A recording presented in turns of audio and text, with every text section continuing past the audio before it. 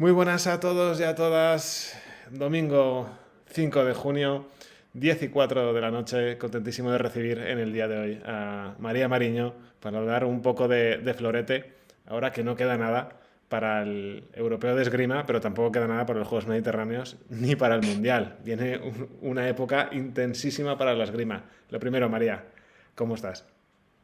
Bien, bien, por ahora bien, todavía con la calma antes de la tormenta, que como dices, ahora tenemos un par de meses intensos que a nivel deportivo tenemos competiciones bastante importantes y bastante juntas, pero bueno, bien, bien, con ganas. Me comentabas, has estado unos días descansando. ¿Cómo van a ser a partir de ahora, estas semanas previas a la primera gran cita del año? Pues ahora de no parar mucho en el mismo sitio y de entrenar y competir duro, porque ahora, bueno, de hecho mañana yo ya me voy a la primera concentración que tenemos, que la hacemos en Alemania, en Bonn, con el equipo, con las niñas, y esa es la concentración pre-europeo. Y luego de ahí ya estamos una semanita allí y la semana siguiente ya salimos para Turquía para el europeo y bueno, y de allí a Valencia al Campeonato de España y de Valencia a los Juegos del Mediterráneo que son en Argelia. De Argelia volvemos a España para hacer la concentración premundial que la hacemos en Almería y de ahí al Mundial ya en el Cairo y ya acabamos. Menudo mesecito más intenso te Sí, sí, espera. Bueno, os espera a todos y a todas. sí, Estabas sí. hablando de Alemania. Si te parece, vamos a repasar ese gran resultado que tuviste hace un mes prácticamente. Fue en otra localidad que no me atrevo a pronunciar. Es la Copa del Mundo de Alemania. ¿Cómo? Nosotros decimos Tower, que hasta Vale. ahí es fácil. Porque luego el final está Bischofheim, que es algo así, que yo tampoco lo digo bien y llevamos ya algunos años yendo. Telita lo complicado que es. Hiciste un tablón de 16, estuviste estupenda y empezaste con un pleno en pools. ¿Te sentías fuerte? ¿Cómo te ibas notando? Sí, la verdad que en general estaba tirando bastante bien desde el principio de la competición, pero también estaba como un poco tensa, no sé por qué. Entonces me acuerdo que se lo decía a mi entrenador, le decía, estoy tirando bien, pero sigo nerviosa, no sé qué, no sé qué me pasaba ese día, pero bueno, parece ser que era tensión de la que te activa, porque la verdad que en la pool estuve tirando bien. ¿Te esperabas ese pleno? Pues llevaba toda la temporada rozándolo, porque salvo en México creo que no me fue muy bien la pool. Estaba como siempre con una derrota a cuatro. Hubo varias competiciones que hice una derrota a cuatro, luego otra que hice dos derrotas a cuatro. Entonces estaba ya como un poco con la espinita ahí de decir, jolín, ya algún día tiene Toca. que salir ese pase Sí. directo, porque la verdad es que es importante, ¿eh? O sea, salir directa de las pools te ahorra una fase del primer día bastante complicada, porque luego ahí para el pase 64 a veces los cruces son bastante complicados ya. En el de 64 te toca la egipcia, Ujú. le ganas 15-11. ¿Cuesta más ese primer tablón por ser con el que se arranca el día o, o tú ya vas con el chip bien puesto y no lo notas? Bueno, yo en los primeros asaltos siempre es verdad que son un poco los de romper el hielo y los de, pues eso, poner la máquina en marcha. Entonces sí que se nota un poquillo. Pero bueno, aún así, yo en las Copas del Mundo normalmente el peor trámite lo paso el día anterior, ¿no? O sea, después, una vez ya superado el primer día, es como que todo, en ningún momento siento que haya acabado la competición y tenga que volver a empezarla. Es como que ya voy un poco con esa inercia, entonces no lo noto tanto. Pero bueno, sí que es verdad que el primer momento de salir a la pista y tal es más tenso, que luego ya según vas avanzando siempre estás ya más caliente, más metida en competición, más concentrada seguramente. ¿Cómo fue con la egipcia durante el duelo? Pues fue un asalto que de primeras, como cruce para 64, era un buen asalto. Entonces, a veces eso es como arma de doble filo, ¿no? Porque por un lado dices, vale, bien, un cruce que no está mal, pero por otro a veces empiezan tengo que aprovecharlo, ¿no? Entonces a veces es como bien, pero presiona un poco también encontrarte esas situaciones. Entonces yo entré como muy intentando estar muy concentrada en el asalto, en la esgrima, en lo que quería construir y no dejar cabida a esas tonterías que se nos ponen a todos en la cabeza. Entonces empecé el asalto muy bien. La verdad es que esta chica, de todas formas, no tiraba nada mal y a mitad de asalto me lo igualó, creo que es como 7 iguales estuvimos y, y nada, ahí cambié un poquito las acciones y me separé y ya el resto del asalto bien.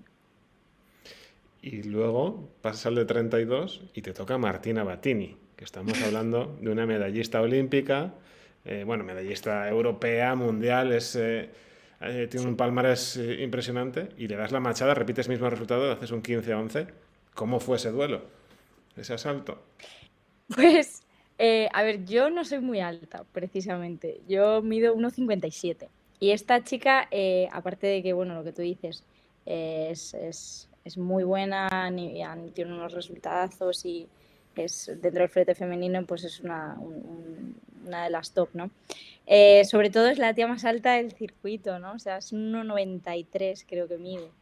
Entonces es un asalto que para mí en concreto se me complica bastante por el tema de la altura.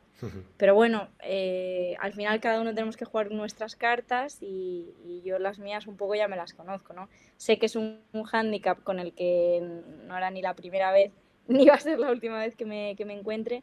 Entonces yo suelo entrar siempre con un planteamiento similar a ese tipo de asaltos.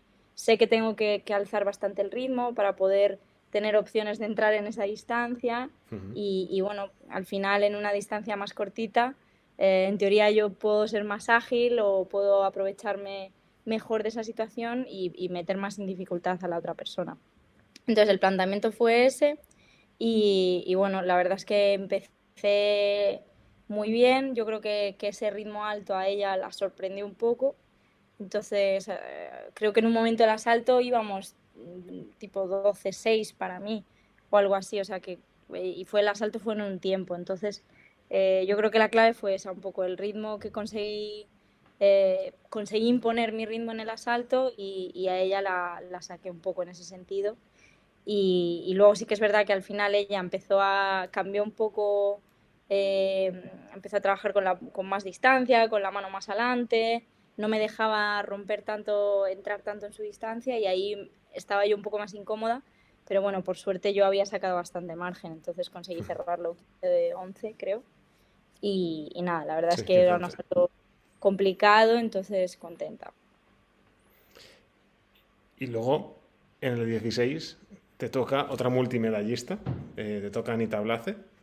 Mm. También, pues, subcampeona olímpica por equipos, medallista europea, mundial. Y 10-15, lo tuviste también, le plantaste cara, lo tuvo muy complicado. ¿Cómo te encontraste tú? Pues la verdad es que me dio rabia porque, bueno, obviamente en esos tablones ya no te vas a encontrar ningún asalto fácil, ni si va a ser una pelea seguro, va a ser difícil seguro y ya está. Yo creo que lo que hay es que intentar estar más habitualmente ahí para poder ir ganando experiencia en ese tipo de asaltos, ¿no? Entonces, yo la verdad es que entré bien, entré estaba bastante segura de mí misma ese día, sabía que las cosas me estaban funcionando bien y entré a por todas en el asalto. Encontré la forma de tocar al inicio, luego ella es una chica que físicamente es una auténtica bestia, o sea, tiene una intensidad de asalto muy alta, es muy dura, trabaja con el hierro, entonces físicamente yo eso lo noté y me incomodó bastante en el asalto.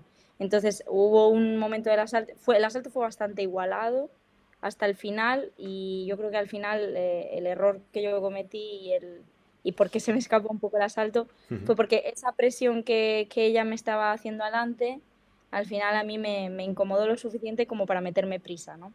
Entonces, en vez de trabajar un poquito más el asalto como lo estaba haciendo al principio y Te ser sacó más del paciente, plan, ¿no? ser más paciente en mis ataques, empecé un poco a atacar por prisa a que no viniese ella, ¿no? Entonces ahí, lógicamente, pues ella estaba más cómoda. ¿Te Entonces ves, se me escurrió el asalto. te ves cobrándote la revancha?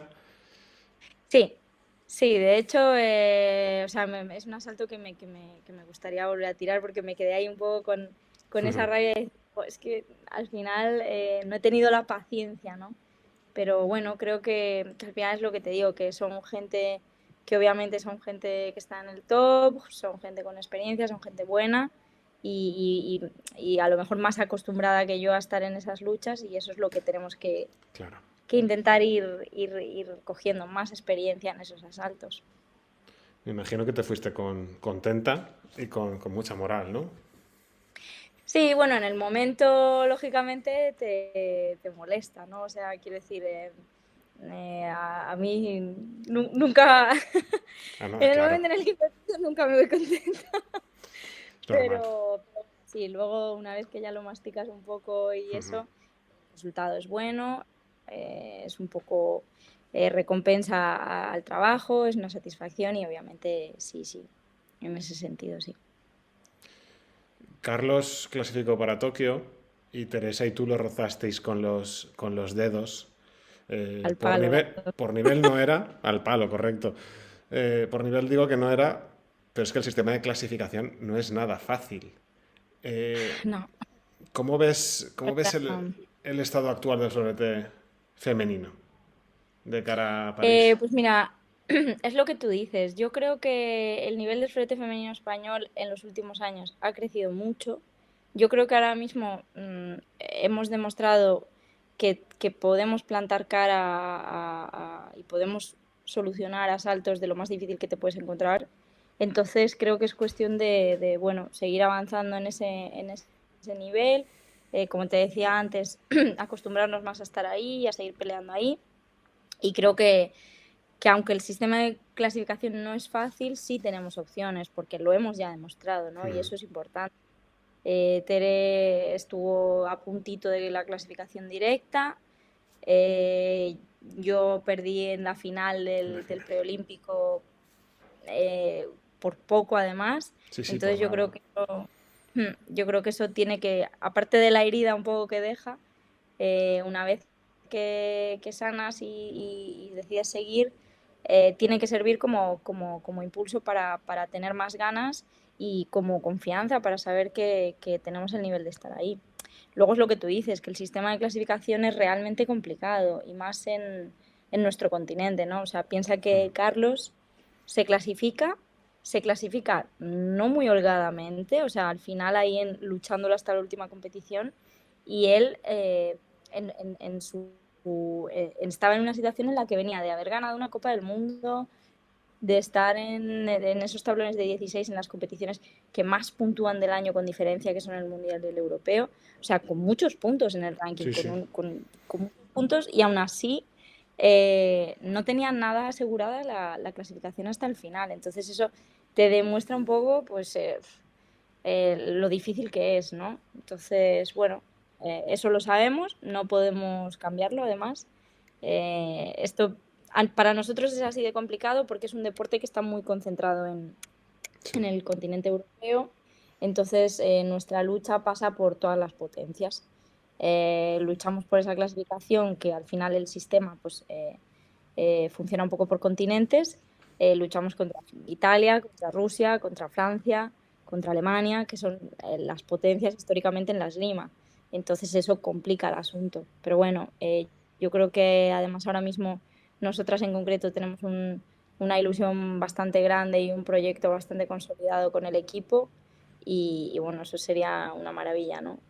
Lograr clasificar un equipo para París sería Bueno, ya el ya... equipo sería ideal. Porque Sí, es sí, otra, quien no lo sepa, si clasificas el equipo, todos los miembros también pasan a poder competir en el exactamente. cuadro individual, que eso es importantísimo. No, no, eso sería pues algo muy bonito, la verdad. ¿Te ves? ¿Te ves? ¿Crees que a pesar de las Estamos en el dificultades? camino. estamos en el camino. Yo lo que te puedo decir es que nuestra parte la estamos haciendo todas, ¿no? Entonces, esa es la primera piedra que hay que poner. Luego, obviamente, el camino es largo y difícil. Nos hace falta, pues, que las cosas salgan bien, ese punto de suerte y lucharlo. Pero bueno, yo hablo por mí y creo que puedo hablar también por mis compañeras en que estamos convencidas, tenemos las ganas todas y estamos trabajando bien para ello. Estabas hablando hace un momento de esa final en el Preolímpico de Madrid. Yo te estaba viendo ya, fue una pena. Yo digo, está dentro. ¿Dónde crees que estuvo la clave en esa final? Bueno, la clave estuvo en el que hay veces que estás tan concentrada que se te olvida lo obvio. Y eso fue lo que me pasó a mí. O sea, eh, fue muy fastidiado porque realmente ese día yo estaba tirando bien, Y tanto. había preparado bien la competición, me sentía bien tirando, estaba muy metida y pues tuve un lapsus con lo del tiempo. Y entonces tácticamente trabajé, o sea, no es que el asalto estaba bien trabajado, pero no me o sea, me confundí con los tiempos y claro, la cagué absoluta. Bueno, seguro que te habrá servido para aprender y que No me vuelve a pasar, no te vuelva a pasar, desde luego. seguro, 100%. Eso te lo puedo decir, que eso no me vuelve a pasar. Aún así, obviamente, nunca se sabe, o sea, no es lo único, ¿no? Es un fallo, es el fallo clave, pero bueno, no sé lo que hubiese pasado. El asalto igualmente estaba reñido y complicado, ¿no? Pero bueno. Has estado, me corrige si me equivoco, en 3 preolímpicos y procesos. En tu caso me imagino que de haber estado ya en 3 te lo sabrás, pero ¿os explican en general los procesos de clasificación? Porque aquí siempre lo decimos, para entender a algunos hace falta un máster. Sí, desde luego. A nosotros, bueno, lo que nos llega siempre son una vez que sale como una circular, ¿no? Del cómo va a ser exactamente el proceso clasificatorio y demás. En los últimos años no ha cambiado. Entonces, bueno, ha cambiado el número de plazas que se daban por preolímpico, que de hecho este era el primer año que se clasificaba solo una. O sea, los anteriores preolímpicos, con ese segundo puesto me hubiese clasificado. Entonces, bueno, son de esas cosas que se te quedan un poco ahí. pero, pero bueno, sí, al final nosotros tenemos la información y bueno, lógicamente yo creo que también es una parte de la responsabilidad del deportista, pues informarte bien de cómo funciona y cuáles son tus opciones. Algunos no, ¿eh? Ya te digo ya que algunos que no se enteran mucho. Ya, ya lo sé. ¿Por qué decides marcharte a Italia en concreto a entrenar? Bueno, la verdad es que a mí ahí las puertas me las abre un poquito Carlos, en el sentido de que él es el primero que al final llega a un nivel deportivo que en España se le queda bastante corto a él y necesita salir un poco a buscarse las castañas, ¿no? Entonces, en Italia es una potencia mundial esgrimística desde, vamos, históricamente yo creo que es el país que tiene más medallas olímpicas y mundiales. Y entonces la decisión la tiene clara, ¿no? Una vez que me tengo que mover, pues me voy al mejor sitio que pueda. Y entonces nada, él viene para aquí, yo ya no me acuerdo del año, pero él viene un año, luego vuelve a terminar la carrera y ahí es cuando yo empiezo a decir, uff, igual es el momento, ¿no? Entonces, yo también había acabado ya de estudiar y demás y sobre todo quería sentir que yo había dado el máximo o había puesto el máximo para intentar llegar a mi mejor nivel, ¿no? Y eso al final pasaba un poco por moverme en ese momento. ¿Qué crees que te ha aportado estar allí? Allá a nivel Bueno, más concreto, técnico o táctico, como prefieras. aquí al final lo que tienen es una escuela brutal, ¿no? O sea, tienen van un pasito por delante ahora mismo. Entonces, a nivel técnico y táctico, hay pequeños detalles que luego marcan la diferencia, ¿no? Que aquí los trabajan de una forma muy metódica y muy clara, ¿no? Tienen muy claro qué es lo importante. Entonces, ya te digo, no es que sean grandes diferencias, pero son pequeñas cosas que luego a un alto nivel es que Marca la diferencia. sí, sí, cambian completamente. Entonces, yo aquí estoy trabajando con Luca Simoncelli y él es el que a mí me ha ido haciendo esas pequeñas correcciones y esos pequeños detalles bueno, de hecho, a nivel de resultados se ha visto, ¿no?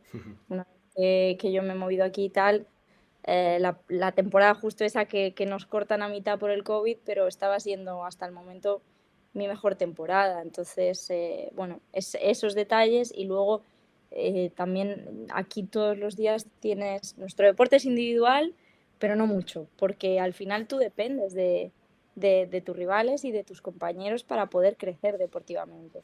Y aquí lo que tienes es todos los días para entrenar, pues chicas de un nivel altísimo, ¿no? Está campeonas del mundo, campeonas olímpicas, Claro. campeonas de Europa. Entonces, eso al final te da un ritmo de asalto, pues, importante. Voy a tirar un poquito por tu vena psicológica. ¿Cómo, Genial. cómo se trabaja para manejar la presión de marcadores adversos en un deporte que es tan veloz? Pues mira, es una parte que sobre todo hay que verla como una parte más del entrenamiento, ¿no? O sea, al final a nadie se le ocurriría competir a alto nivel, ya no en esgrima, sino en cualquier deporte, sin tener un mínimo de preparación física, sin tener conceptos tácticos o sin conocer la técnica, ¿no? de ese deporte. Y sin embargo, todavía a nivel mental, muchas veces la gente se lanza sin tener herramientas o maneras de gestionar algo tan intenso y tan difícil como es la alta competición, ¿no? Entonces, yo creo que lo primero que tenemos que tener claro es que esto es una pata más que hay que trabajar, que hay que entrenar, que se hace cada día en los entrenamientos, porque al final tú la presión o la ansiedad competitiva las vas a gestionar sobre todo a través de un trabajo previo de foco atencional, de preparación de la competición, de mentalización, de conocer qué herramientas puedes tener para gestionar ciertos picos emocionales. Y eso es un trabajo previo, ¿no? No lo puedes, no va a salir lo mejor que podría salir en la competición si no lo has entrenado antes. Exactamente igual que cualquier movimiento técnico o cualquier planteamiento táctico, ¿no? Entonces yo creo que esa es la visión real o la realidad de la psicología deportiva, que a veces está como un poco mitificada o parece un poco ahí como una cosa más rara o más tal, y en realidad Más no lo es. mística, ¿no? Exacto, y no lo es, ¿no? O sea, es mucho más objetiva, mucho más lógica y mucho más real. De previsualizar, ¿no? Quizás. Entre otras cosas, sí, al final también hay un trabajo un poco más largo o que lleva más tiempo del propio autoconocimiento. O sea, tú tienes que ir construyendo Claro. todo un trabajo, ¿no? Que empieza por conocerte a ti mismo, por conocer, pues a lo mejor qué son tus detonantes, ¿no? Qué es lo que realmente te puede poner tan nervioso de una competición, en qué te estás enfocando, y una vez que todo eso lo tienes cubierto, que es ese trabajo tan previo, que ya te va a solucionar muchas cosas, porque al final eso es un poco psicoeducación, ¿no? A partir de ahí luego, sí, herramientas concretas, ¿no? Trabajar con la visualización, trabajar con objetivos, trabajar eh, con gestión de emociones, de pensamientos, eh, incluso respiración, ¿no? Un trabajo un poco más conductual, varias herramientas. Pero ya te digo, sobre todo también como un previo bastante importante. Lucía muchas veces nos ha dicho que piensa en lo que le dirías. Dice, María me estaría diciendo, tengo esto, lo otro, tal. Entonces te invoca en su mente para poder corregir lo que en ese momento le está fallando. Sí, sí, no, alguna vez me lo ha dicho y bueno, que a mí eso me lo diga Lucía, la verdad es que ya como psicóloga, más que como deportista, joder, me enorgullece, ¿no? O me pone muy contenta pensar que en algún momento la he podido ayudar en ese sentido. Pero vamos, por ejemplo, Lucy a nivel mental en la pista es un ejemplo, ¿no? O sea, es una tía que es una guerrera, una luchadora, que juega esa parte del deporte muy bien. ¿Tienes algún ritual o algún mantra para concentrarte entre los asaltos o cuando ya estás metido en ellos? Tengo rutinas, ¿no? O sea, yo al final procuro siempre calentar más o menos con el mismo, bueno, más o menos no, tengo mi calentamiento bastante definido, hago siempre el mismo tipo de calentamiento, tengo las mismas cosas a final de pista, ¿no? Intento al final que cuando tú vives una rutina, al final tienes más sensación de control, ¿no? Y sobre todo surgen menos imprevistos también. Entonces, al final, eso es un poco lo que a mí me aportan las rutinas. Tengo claro qué voy a hacer, cómo lo voy a hacer, sé que cuento con las mismas herramientas de siempre, ¿no? Que al final, independientemente de las sensaciones más buenas o menos buenas que puedas tener ese día esgrimísticamente, si conoces tú un poco tus recursos, sabes que esos no te van a abandonar, ¿no? Tú vas a tener el mismo razonamiento táctico, vas a conocer las mismas habilidades y eso no te va a abandonar de un día a otro. Entonces, bueno, el hecho de saber que puedes contar con esto ya es una de las cosas que te ayuda a trabajar en esa confianza y en esa tranquilidad. Te he preguntado antes por ese aspecto psicológico, pero luego lo estaba pensando. Aunque luego te preguntaré por mentes deportivas. eh, ahí, en los clubs, en la federación, ¿hay psicólogos?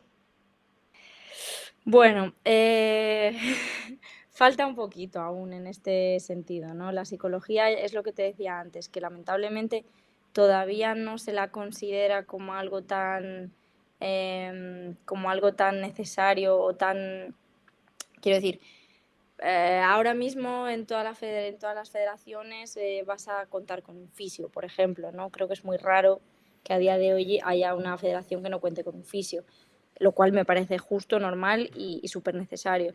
Pero creo que un psicólogo, cuando hablamos de federaciones nacionales, de alta competición y de alto rendimiento, básicamente, al final eh, la necesidad es igual, ¿no? Lo que pasa que, bueno, todavía nos estamos abriendo un poco el hueco.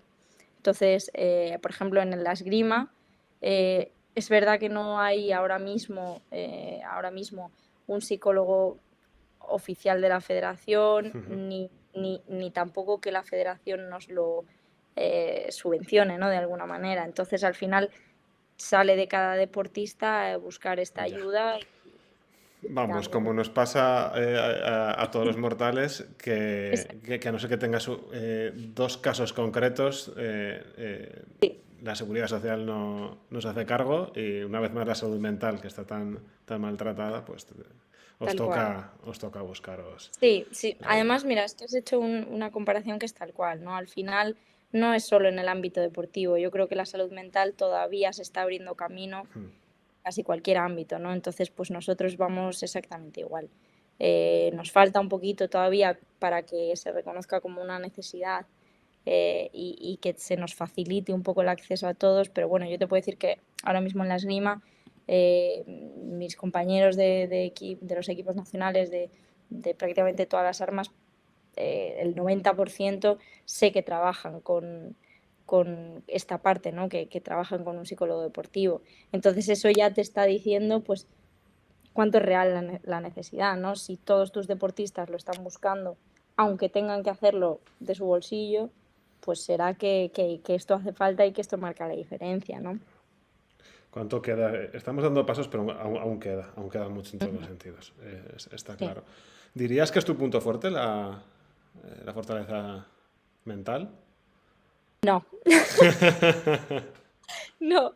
O sea, yo he crecido mucho en esto, ¿eh? Porque al final, pues hasta que yo no he sido bueno, hasta que yo no estudié psicología y luego descubrí como toda esta parte de la psicología deportiva, pues era bastante ignorante.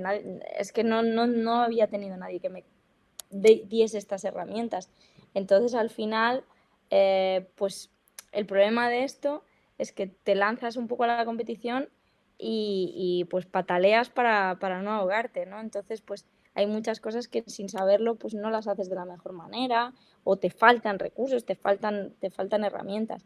Entonces, pues en su momento, eh, digamos que no solo diría que no era mi punto fuerte, pero podría ser incluso bastante mi punto débil. Creo que ahora es algo que tengo más o menos bien gestionado dentro de la medida de lo posible, ¿no? Pero bueno, a mí a veces el coco me cuesta, ¿eh? Entonces, ¿cuál dirías que es tu punto fuerte y dónde crees que tienes más margen de mejora? Qué pregunta más difícil. No, al final yo creo que bueno, que físicamente soy reactiva, soy ágil, creo que sé ser lista en la pista, creo. Lo Y confirmamos. bueno, y bueno, a veces pues debería de ser un poco más fría, ¿no? O sea, a mí la parte esa que me cuesta un poco a nivel mental es que pues me cuesta ser más fría en la pista, ¿no? A veces eso incluso hay momentos en los que te puede ayudar o te puede hacer sacar eh, ser guerrera en la pista que está bien, pero si eso no está bien gestionado se te puede ir un poco de las manos, ¿no? Entonces sería cuanto más frío mejor, cuanto más equilibrado durante toda la competición mejor.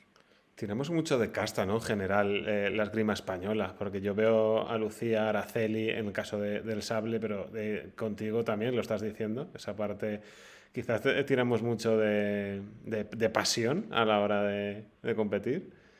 Es que tú piénsalo, hacemos esgrima. Si no tuviésemos pasión, Me ¿por qué refiero a seguiríamos exceso de compitiendo? pasión, por lo que en tu línea.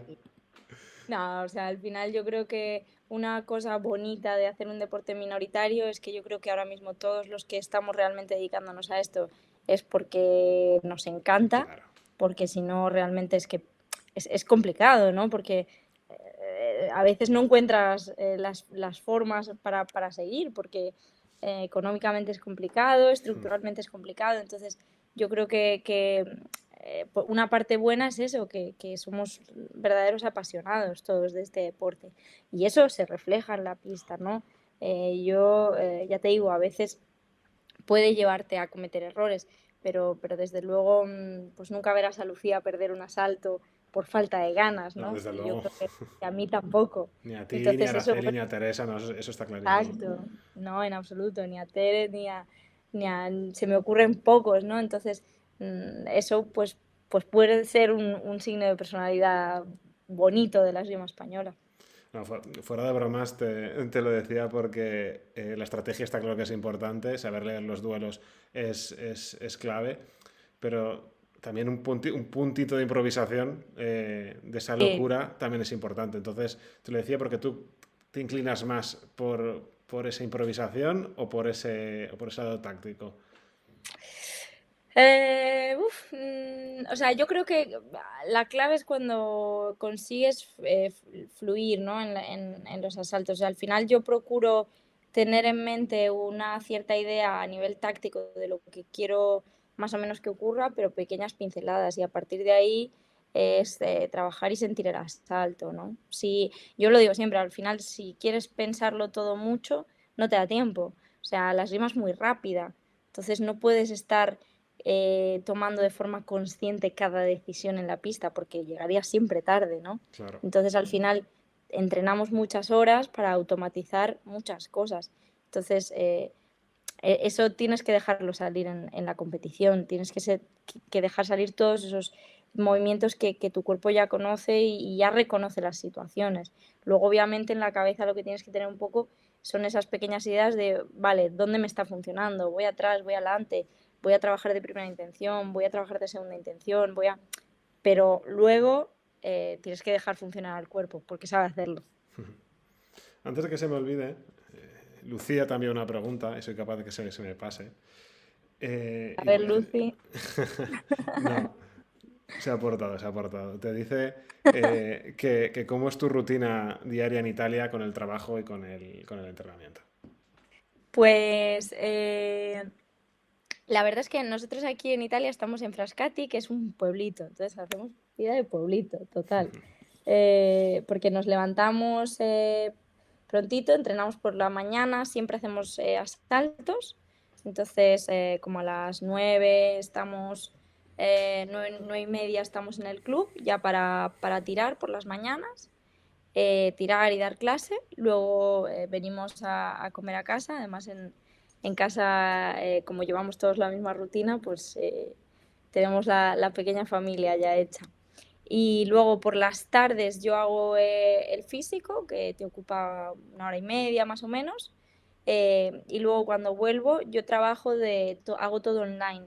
O sea, como psicóloga trabajo todo online. Entonces ya el resto de la tarde la dedico pues eso a mis niños. Que me encanta también, ¿eh?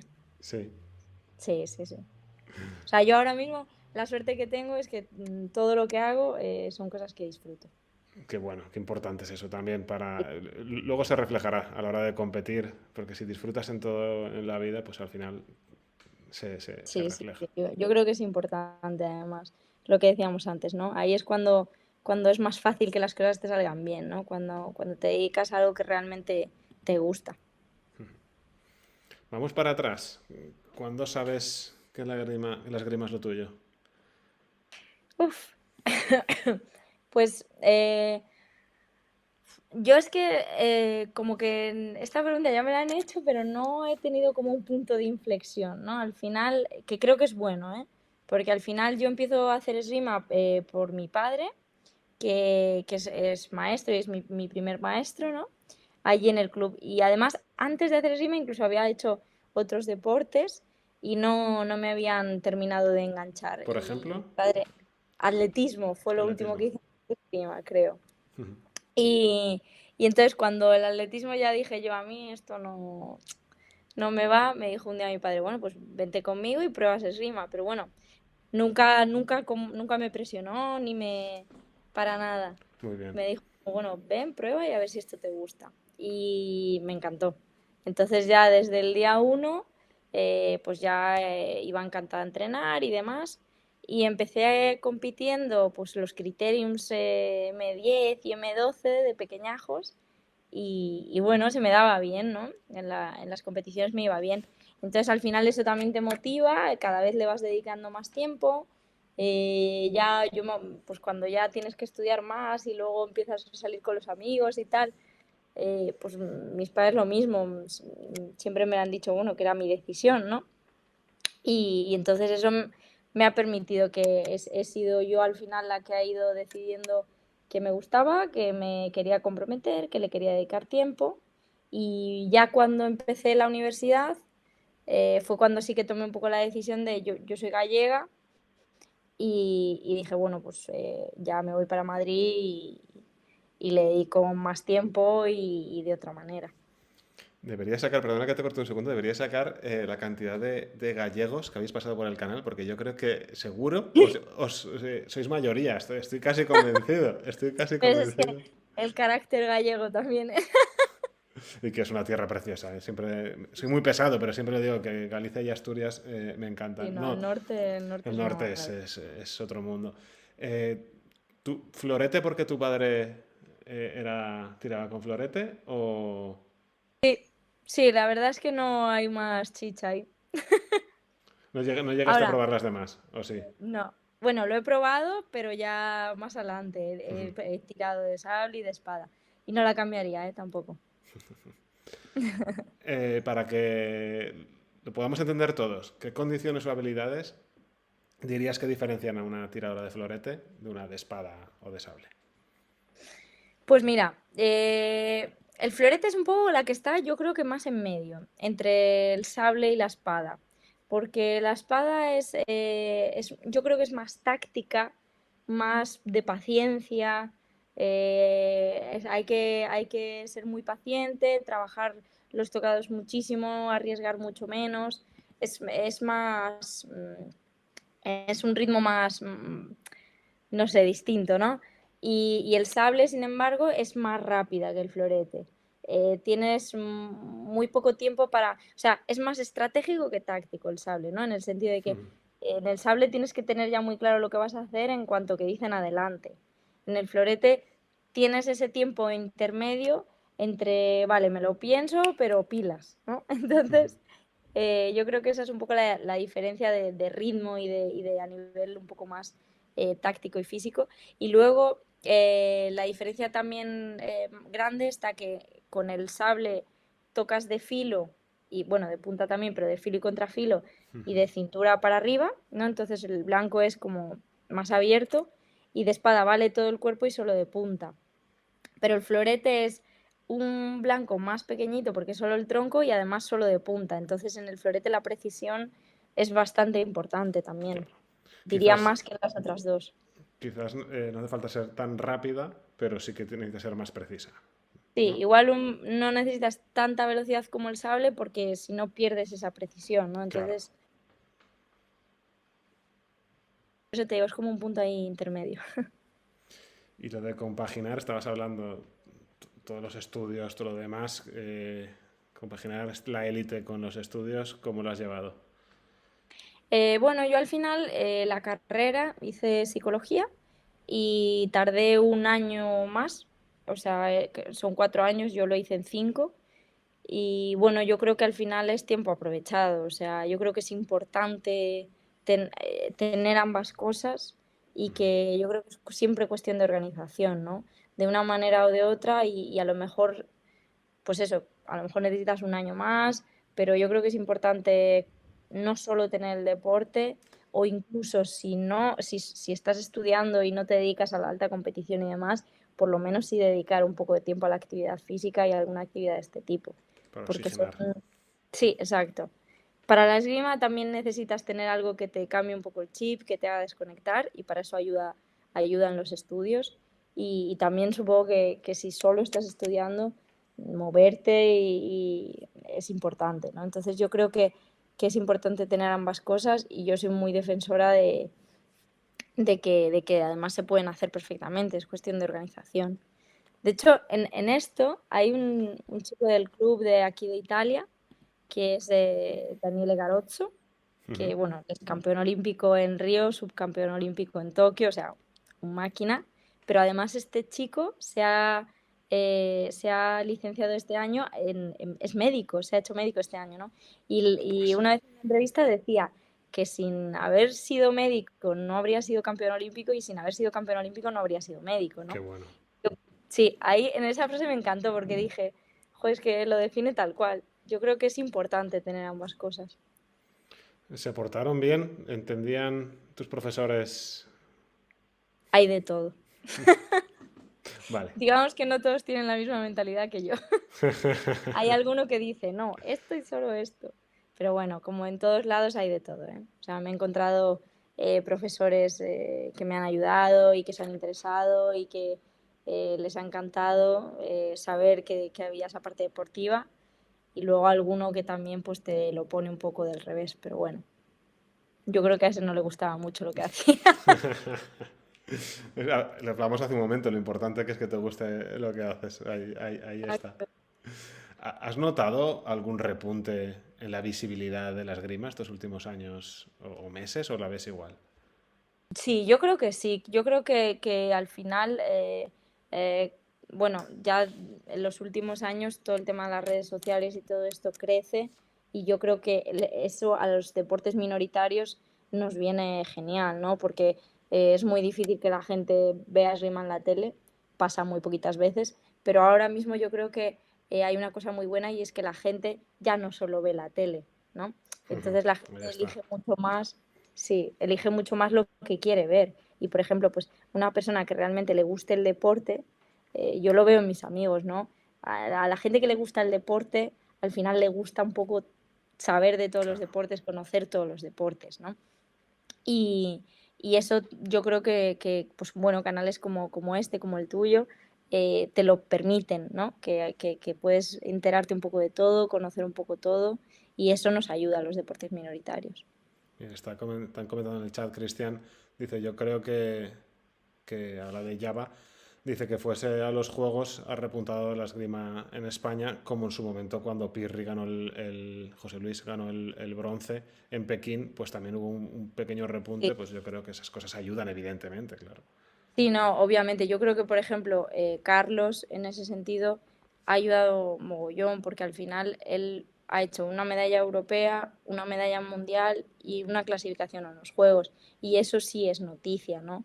Eso sí que ha salido en todos los grandes periódicos, en los periódicos deportivos, porque, bueno, es que es una noticia importante, ¿no? Una medalla en un campeonato del mundo, una medalla en un campeonato de Europa.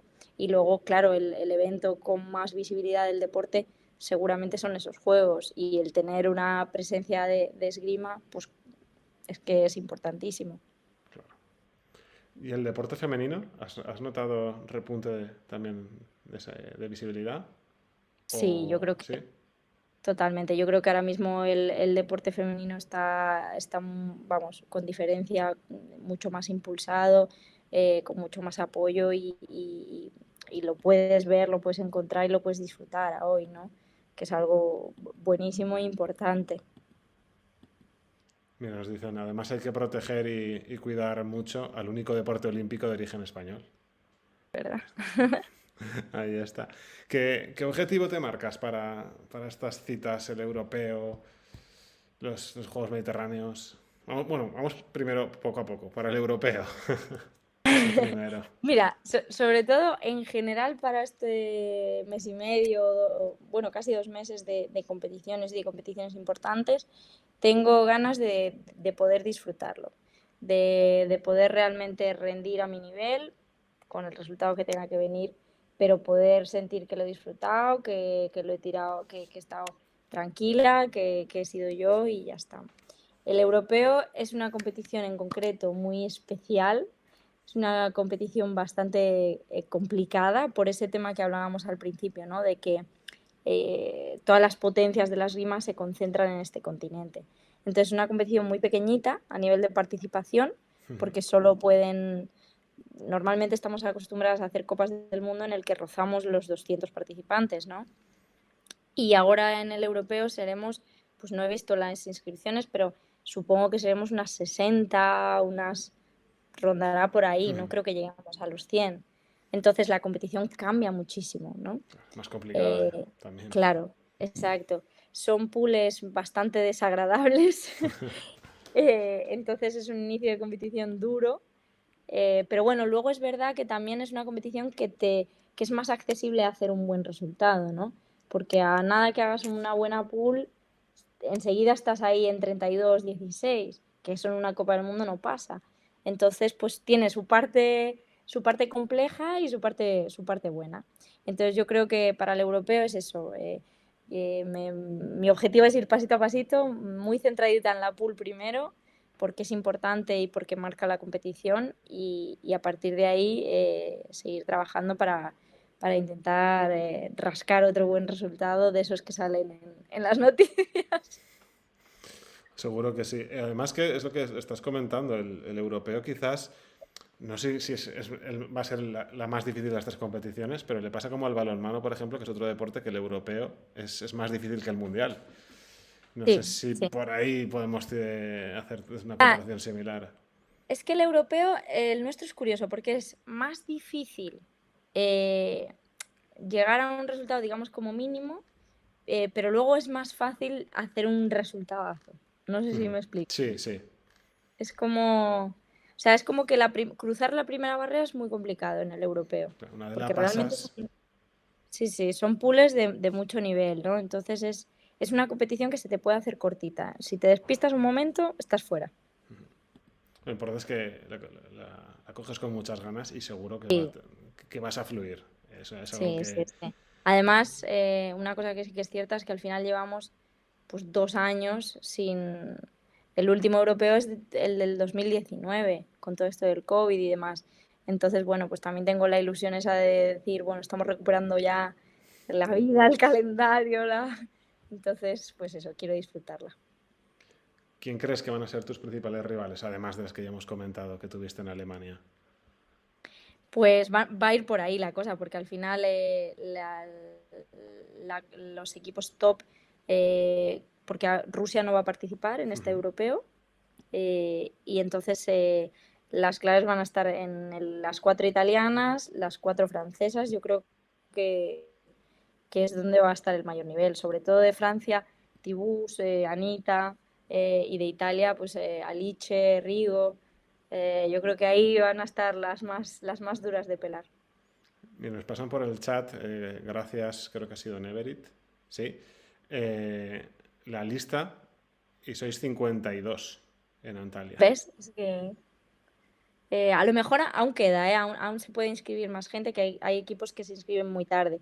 De hecho, no sé si las italianas, por ejemplo, tenían ya la inscripción porque todavía están definiendo cositas del equipo y demás. Tienen Pero cuatro tiradoras, Ariana, Martina, Francesca y Alice. sí, pues entonces ya lo tienen metido. Pero sí, es una competición es que es muy cortita. Y luego te estoy viendo que además de Teire también van Ariadna y Andrea, Sí. y evidentemente tú, y seguro que nos dais una alegría muy grande. ¿Cómo es el Y además, ambiente? Dime, perdona.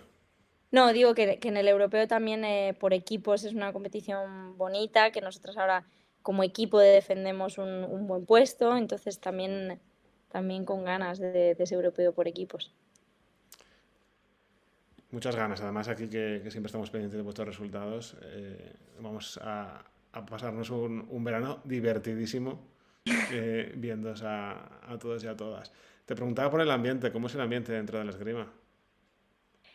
Dentro de la Semi Internacional, ¿te refieres? Sí, Bueno, es en general yo creo que es como una gran familia. O sea, al final es lo que te digo, ¿no? Somos un deporte minoritario y a las competiciones durante todo el año, a todo el circuito, de esas 200 que solemos ser, somos siempre más o menos las mismas, ¿no?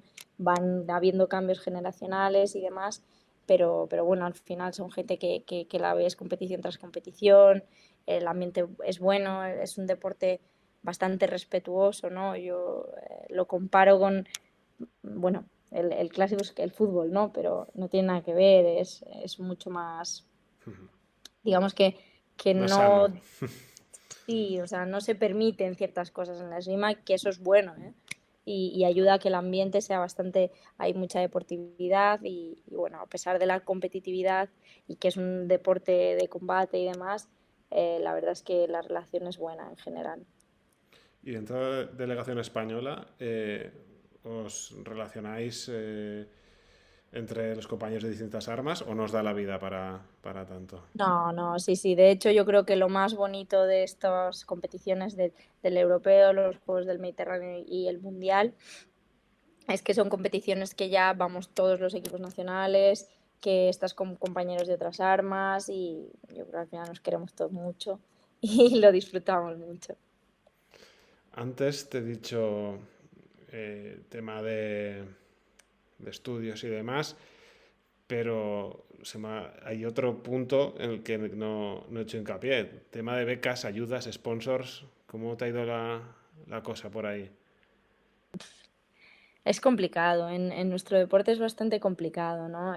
Yo a nivel de comunidad, es verdad que en Galicia eh, el deporte a través de la Junta lo apoyan, hay pequeñas becas por resultados, luego a banca está bastante metida en el deporte y ayuda bastante a los clubes. Y luego, bueno, nuestra lucha pasa de hecho ahora por ese mundial, por intentar pelear por las becas ADO, ¿no? Que es Claro. lo más fiable que tenemos, ¿no? En el deporte olímpico. ¿Cansa que sea tan complejo? Un poco. O sea, yo al final, la verdad es que intento no enfocarme mucho en esto y yo en concreto tengo una situación personal que tengo la suerte o me he construido un poco la suerte de que no dependo económicamente solo de esto, ¿no? Tengo aparte la psicología y eso me permite estar tranquila, porque aparte es un trabajo que me puedo organizar yo, que lo puedo hacer desde aquí, pero también la semana que viene es de Alemania y la siguiente es de Turquía, ¿no? Entonces, esa es la parte que tengo yo que me permite estar tranquila en este sentido. Sería mejor si hubiese un sistema un poquito más Más amable, ¿no? que te permitiese respirar un poco mejor, pero bueno. Vamos a ir acabando, no quiero robarte mucho más tiempo. Siempre digo lo mismo, pero y luego sí, me enrollo y me enrollo. Pero te he dicho, te quería preguntar por Mentes Deportivas. Cuéntanos un poco qué es. Mentes deportivas. Bueno, Mentes deportivas es creación de Javier Ayuso, que es mi compañero, ¿no? En Mentes deportivas, y él es el que impulsó este proyecto, ¿no? Al final yo entro en Mentes deportivas, cuando acabo el máster de psicología deportiva, me lo asignan a él como tutor de prácticas. Y resulta que él estaba ya metido ahí en la esgrima, y lo que pasa es que él estaba empezando a trabajar pues con espada en ese momento, y no habíamos coincidido hasta ahí. Entonces, yo a él le conozco así. La verdad es que Javi es un tío que trabaja, bueno, a mí me encanta lo que hace y cómo lo hace. Y yo en ese sentido soy pupila suya, ¿no?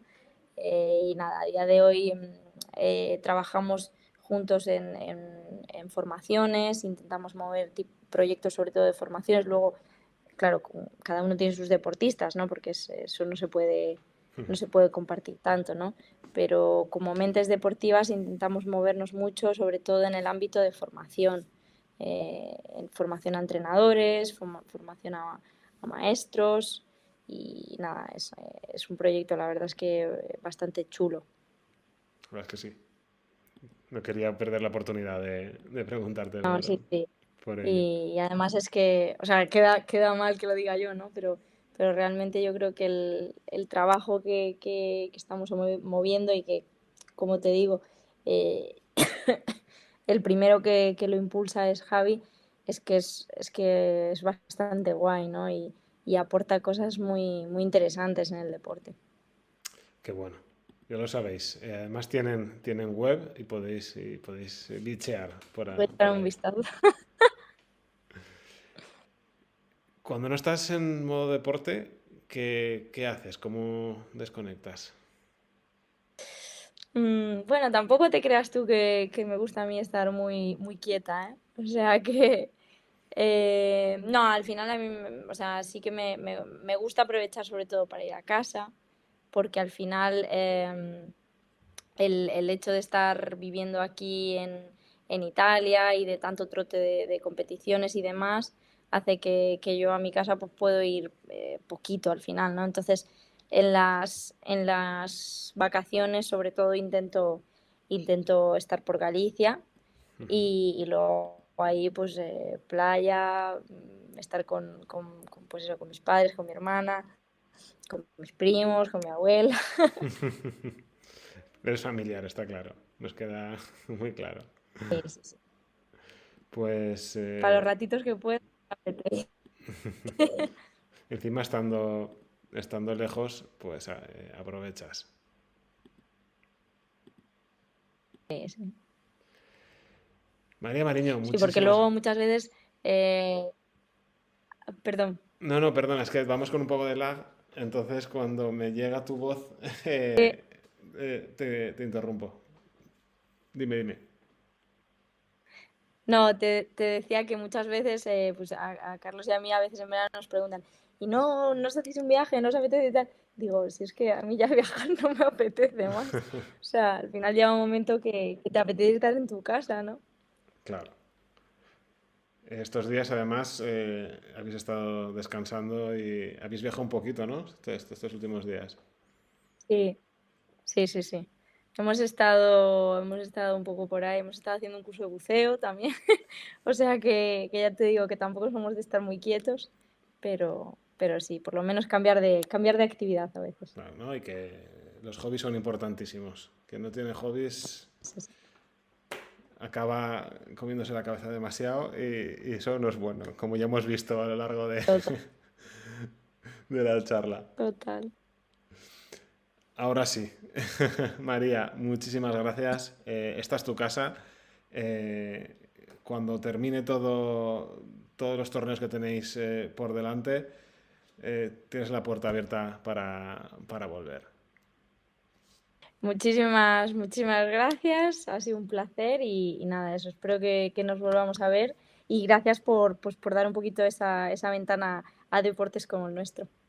Nada, a ti por tu tiempo y por venir. Os hago un raid al canal de Pablo, que está hablando, Pablo Patiño, que está hablando de taekwondo. Ya sabéis que se ha abierto un canal hace muy poquito y está haciendo un especial con todos los buenos resultados que hemos tenido hoy en concreto con Adriana Cerezo. Nos vemos, chicos.